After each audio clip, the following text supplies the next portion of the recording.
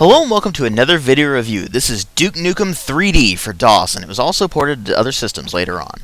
Now, if you don't know something about Duke Nukem 3D, you've probably been living under a rock for the past 15, 16 years or so. And that is because this has become one of the most infamous or famous shooters of all time, depending on your point of view, of course. But it was built on Ken Silverman's build engine, and it was actually not the first game to use it. The previous two games that used it were Witch Haven and William Shatner's Tech War, which were both released the previous year. And while those used a more primitive version of the engine, and Duke Nukem 3D really propelled that engine into the spotlight, they did use it nonetheless. Now, this game was made in 1996, and released in 1996, by 3D Realms, and they became famous for it, obviously. But it was actually the third game in the series. There were two previous side-scrollers before it, Duke Nukem and Duke Nukem 2, respectively. And they played extremely differently, obviously. I mean, this is a first-person shooter. Those were 2D action side-scrollers. And all of those were fun in their own ways. But Duke Nukem 3D is really the one that most people really think about when they think Duke Nukem. They don't think about those two action platformers, the side-scrollers. Because this game, when it came out, was really unlike anything we'd ever seen before. It was revolutionary in not just the engine usage, but in just the general style of the game. But I'll get to that in a minute. Now, at the time, the visuals were absolutely phenomenal, and they really have aged quite well despite being 2D sprites. Now, this is actually a 2.5D game, and what that means is it's 2D environments and 2D sprites, but it has the dimension of height to it as opposed to just being forward, backward, left, and right. And so what ends up happening is you have the illusion of 3D rather than actual 3D. And you have interesting propositions with that. I mean, they've got some pretty cool level design as a result of this 2.5D engine. And that really hasn't been done since, actually. There's one level, I think it's accessible in multiplayer, but I can't remember what the name of the map is. But you can actually go around this level.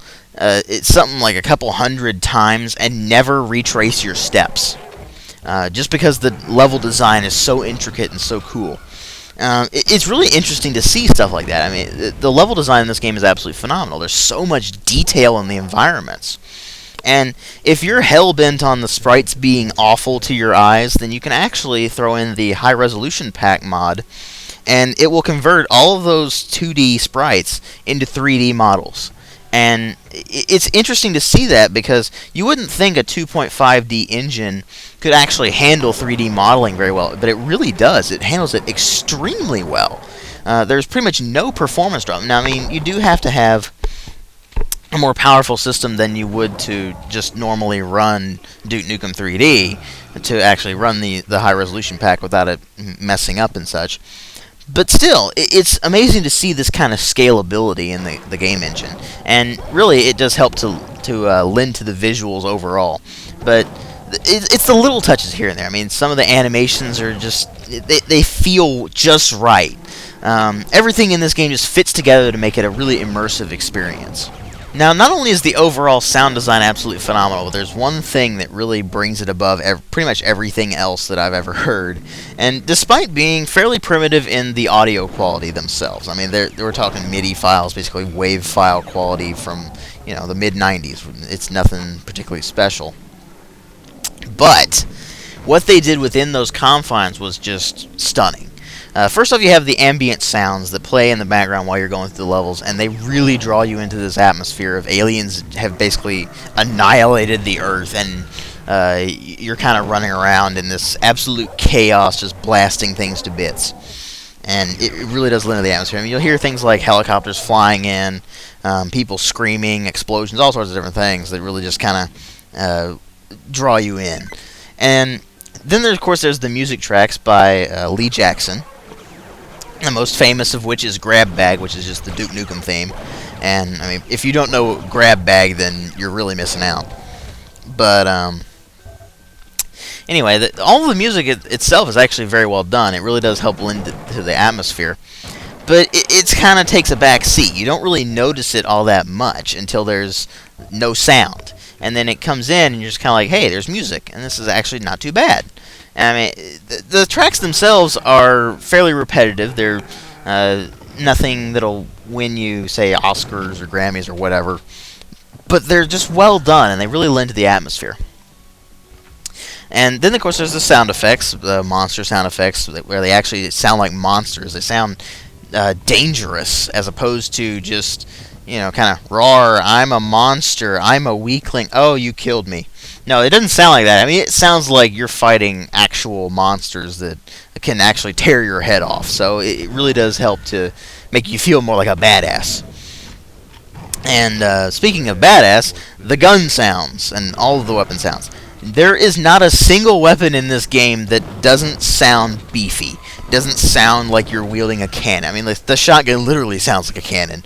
But everything just sounds really, really beefy. It really helps to lend to that action movie badassery kind of thing going on. But there is one thing that really steals the show in the terms of the sound design, and that is John St. John. Now, this man is responsible for making Duke Nukem the ultra-awesome character that he is. Because without this voice, you would have a character who is certainly badass, but it just wouldn't be the same as what we've got today. Whenever anything comes out of Duke Nukem's mouth, it's just pure gold. I mean, it doesn't matter how corny the line is, it fits really well with the character. And not only that, but it really lends to this sense of the game is simultaneously this well-crafted shooter, this well-designed shooter, but it's also not necessarily meant to be taken seriously. Stuff comes out of his mouth like, it's time to kick ass and chew bubble gum, and I'm all out of gum. I mean, stuff like that. Just silly action movie quips. Pretty much all of the little lines that he says were actually taken from movies or TV shows and stuff like that. Like what I just said was from They Live, which was this pretty lame B-movie that's just so bad that it's good. You hear other stuff like from Army of Darkness. He'll say things like, "Hail to the king, baby," and stuff like that. There's all sorts of different things that Duke says, and pretty much everything makes you sit there and chuckle or brings a smile to your face. Now, of course, the storyline is extremely basic. Aliens have invaded Earth. You play as Duke Nukem, who is the ultimate badass on Earth. And basically, he's going to go kick the aliens' asses and all sorts of fun stuff. And it really goes from there. It gets pretty absurd as it goes along, so you really end up not really noticing the story and just focusing on the absolute madness that you're playing. And that's really what it feels like. It feels like absolute madness, in the good way. First off, the level design is absolutely amazing because it really does things that you don't really expect it to from this type of game. Back in the day, these shooters were extremely linear. You would basically go through the level and it would be painfully obvious. Like, say there'd be a door right there. You'd be like, okay, I need to go find the key. You find the key, you open the door, you go kind of a straight pattern, and you'll probably find another locked door. You go through the area you've unlocked previously, and then you find that key for that door, and you open that door, you keep going. Blah, blah, blah. Duke Nukem doesn't necessarily do that. You can go certain areas, and you can go multiple ways through those certain areas. And another thing that they really did well in this was they made the environments pretty wide open. These environments can get pretty huge. Just gigantic environments. And you really hadn't seen much like that before. We'd seen fairly decently sized stuff in Doom, but we really hadn't seen any of these massively wide open areas that were full of enemies that were just blasting away at us. And it really just lends to this feeling of madness and just kind of exploring your own way through the game. That sounds kind of cheesy, I guess, but you really do have a lot of different things you can do in this game. And if that wasn't enough, of course, I've already said the weapons sound beefy. They also feel beefy. Now, the further you go in the game, obviously, the tougher the enemies get. But still, you have stuff that's immensely satisfying, like the Shrink Ray and the Freeze Ray. The Freeze Thrower, The Shrink Ray will actually literally shrink the enemies down. And you can step on them and crush them. It's very satisfying. And then, of course, there's the Freeze Thrower, which freezes enemies, and then you can kick them and shatter them. And they have brought both of those back in Duke Nukem Forever, so I mean those were pretty iconic back in the day. And on top of that, I mean, when you blow things up, like you blow monsters up, much of the time Duke will actually quip just throw these little quips out there. You know, your face, your ass, what's the difference?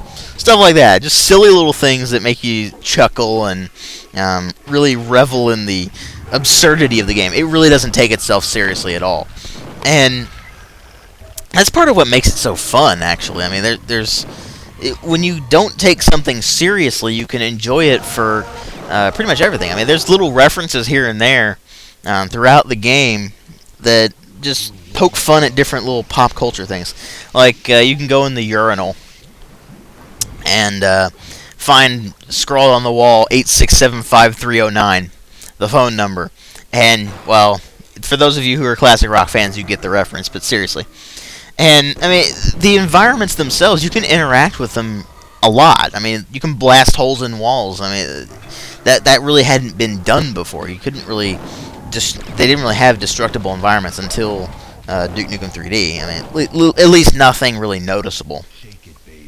But this one, I mean, you can blast a hole in the wall and it can lead to a secret area, or it can even lead to an alternate path to the exit. I mean, it can be all sorts of different things.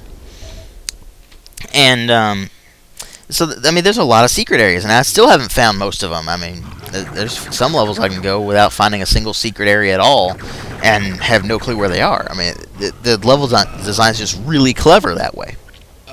Now, then again, the game does have its kind of one-trick thing. I mean, it does play like pretty much every other shooter of the time. I mean, you go around, you find keys, you open doors, which lead to new areas, and I mean, you blast your way through hordes and hordes of enemies, and it's kind of standard in that regard. But the way it executes that is just so clever. I mean, it's that sense of humor that really propels it into awesomeness. And you really never get tired of it, because it's just so silly and fun. And another thing that they did was they made the environments pretty big on interaction. I mean, you can do a lot in these environments. For instance, you can go up to, say, an arcade machine, and let's say the Duke Nukem arcade machine. You can actually walk into there and find a Duke Nukem 2 arcade machine, and you interact with it, and he says or goes, don't have time to play with myself, and all sorts of different things like that. You can also go to any toilet or urinal and use it, and the weapon will lower. You will hear a splashing sound as he urinates into it, and then you'll hear a flush, and he'll go, much better. I mean, it's stuff like that that just makes this game so just silly. It's fun. You don't take it seriously. If you're taking it seriously, there's really something wrong with you. So, I mean, they got away with quite a bit in this game. It just stirred up quite a bit of little controversy, because there really hadn't been games quite like this up to this point. I mean, we'd had violent games, don't get me wrong. I mean, we had Mortal Kombat previously. I mean, people were all in an uproar over that. People were in an uproar over Doom's Gore. And, I mean, Duke Nukem 3D was gory, sure, but it had a lot of sexual references and such that really hadn't been done in games before. It also had some coarse language in it. Now, granted, we'd look at it today and be like, really? You guys were freaking out over this? I mean, that's pathetic. Because, I mean, we have stuff like Mortal Kombat 9, which is absurdly gory to the point where it's actually disgusting. And I mean, you know, they drop the F-bomb every 5 seconds in games these days. But even Duke Nukem 3D didn't actually drop the F-bomb more than once.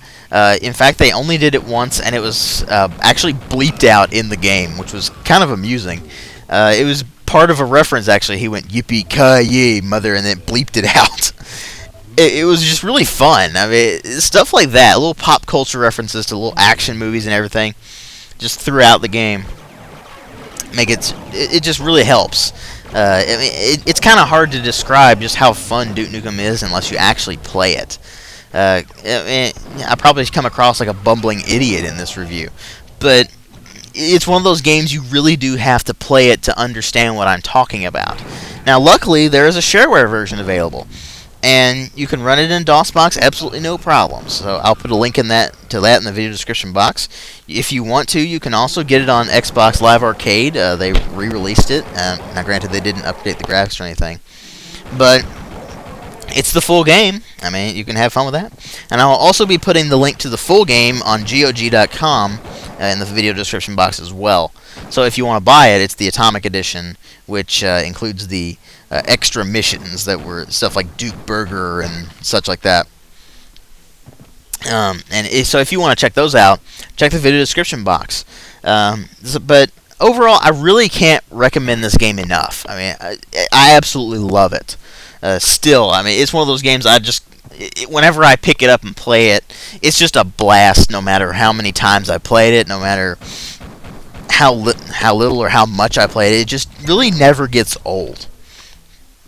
So, if you're into first-person shooters, and if you're into just silly, absurd gameplay, then Duke Nukem is definitely Duke Nukem 3D, I mean, is definitely for you. And even if you aren't into that kind of thing, you should at least play it just to understand what people are talking about when they say, "Oh, Duke Nukem 3D," and it's like, what are you talking about? Because it really is one of those classic games that kind of reshaped the not only the genre, but just gaming as a whole. I mean, you still see Duke Nukem references pretty much everywhere in gaming forums and such. Just because it's such a widely loved character. And for good reason. It's silly. It's fun. And that really emphasizes what gaming's all about. It's all about the fun. So, there you go, folks. Definitely check it out, and thanks for watching.